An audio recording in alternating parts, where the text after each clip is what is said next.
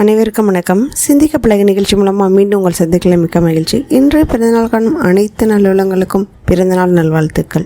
நம்ம அப்பாச்சி கதைகள் பார்த்துட்ருக்கோம் இல்லையா? அடுத்தது என்ன கதைன்னு பாருங்களேன். யார் திருடன்? ஒரு நாள் அரண்மனையில் ராஜா தூங்கிட்டு இருக்கும்போது அவருடைய மோதிரமானது காணா போயிடுச்சான். அடுத்த நாள் காலையில் எழுந்திரிச்சு பார்த்துருக்காரு. சரி, மோதிரத்தை காணும் அப்படின்னோன்னே அன்னைக்கு இங்கே வேலை பார்த்த காவலாளிகள்கிட்டலாம் கேட்டிருக்காங்க. ஏன் இல்லை, நான் எடுக்கலைன்னு எல்லாரும் சொல்லியிருக்காங்க.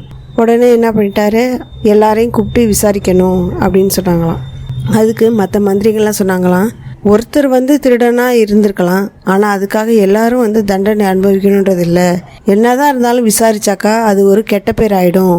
அதுக்காக அவங்கள தந்திரமாக தான் கவனிக்கணும், அவங்கள எப்படியாவது கண்டுபிடிச்சியே ஆகணும் அப்படின்றது மாதிரி சொன்னாங்களாம். அதுக்கு யாராவது ஒரு வழி சொல்லுங்க அப்படின்னோடனே ஒரு மந்திரி சொன்னாராம், எல்லாரையும் கூப்பிட்டு நம்ம பெரும்பாலும் நல்ல அடி கொடுத்துருவோம் அப்படின்னு சொன்னாங்களாம். அதுக்கு இன்னொரு மந்திரி சொன்னாராம், ஒருத்தர் திருடனாக இருந்ததுக்கு எல்லாருக்கும் அடி கொடுத்தா எல்லாருக்கும் வேதனை தானே, அதனால இதை வேறு மாதிரி தான் கண்டுபிடிக்கணும் அப்படின்னு சொன்னோன்னே ராயர் சொன்னாராம், அப்பாஜியை கூப்பிட்டு நம்ம எப்படின்னு கண்டுபிடிப்போம் அப்படின்னு சொன்னாங்களாம். அதுக்கு அப்பாஜி ஒரு யோசனை சொன்னாராம், நம்ம தோட்டத்தில் ஒரு காளி சாமி இருக்கு இல்லையா, அந்த சாமியை அதனுடைய காலில் நம்ம ஒரு திரவியத்தை தடவி வைக்கணும். அந்த திரவியத்தை யார் தொட்டு வணங்கி வராங்களோ அவங்களுடைய கையில் வாசனை இருக்கும், அந்த வாசனையை வச்சு நான் கண்டுபிடிச்சிருவேன் அப்படின்னு சொன்னாங்களாம். அதுக்காக அன்னைக்கு இங்கே வேலை பார்த்த காவலாளி மற்ற காவலாளி எல்லாரையுமே கூப்பிட்டு, நீங்கள் போய் அந்த தெய்வத்துக்கிட்ட காலில் இருக்கிற பாதத்தை தொட்டு வணங்கி நான் இந்த மோதிரத்தை எடுக்கலை அப்படின்னு சொல்லி என்ன செய்யணுமா கும்பிட்டுட்டு வாங்க அப்படின்னு சொன்னாராம். அதுக்காக எல்லாரும் வரிசையில் நின்று கும்பிட்டுட்டு இருந்தாங்களாம். கும்பிட்டுட்டு ராயரை பார்த்துட்டு கையை முகர்ந்து பார்த்தாங்களாம். முகர்ந்துனாக்கா அதில் வாசனை வருதான்னு பார்க்குறது. அந்த மாதிரி பார்த்துட்டு இருக்கும்போது ஒருத்தர் மட்டும் என்ன பண்ணிட்டாராம், சரி நம்ம தொட்டு கும்பிட்டோம் அப்படின்னாக்கா நம்மளை கண்டுபிடிச்சிருவாங்க, அதனால நம்ம கீழே வணங்கி கும்பிட்டுட்டு அந்த சாமியோட பாதத்தை தொடக்கூடாது அப்படின்ற மாதிரி வந்துட்டாராம்.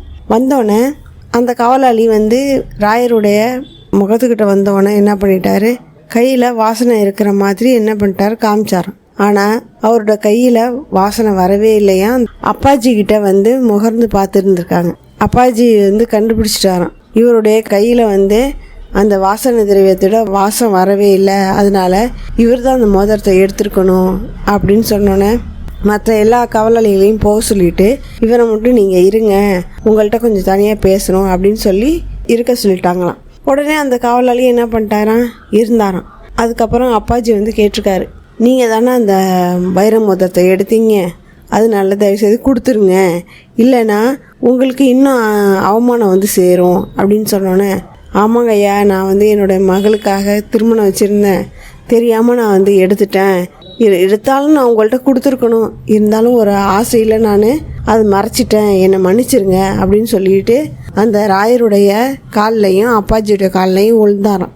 சரி, நாங்கள் இதை வெளியில் சொல்ல மாட்டோம், தெரியாத மாதிரியே நீங்கள் நடந்துக்கோங்க, ஆனால் இனிமேல் இந்த தவறு யாரும் செய்யாதீங்க அப்படின்னு சொல்லினோன்னே மற்ற மந்திரிகள் என்ன சொன்னாராம், நம்ம அப்பாஜி எப்படியோ ஒரு திருடனை எல்லாருக்கும் பாதகம் இல்லாமல் கண்டுபிடிச்சிட்டாரு, அதனால ரொம்ப சந்தோஷமாக இருக்குது அப்படின்னு சொன்னாங்களாம்.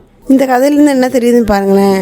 ஒருத்தர் தவறு செஞ்சாலும் அதை கௌரவமாக எப்படி கண்டுபிடிக்கணும், அவரை எப்படி திருத்தணும் அப்படின்றத இந்த கதையிலேருந்து நம்ம தெரிஞ்சுக்கிட்டோம் இல்லையா?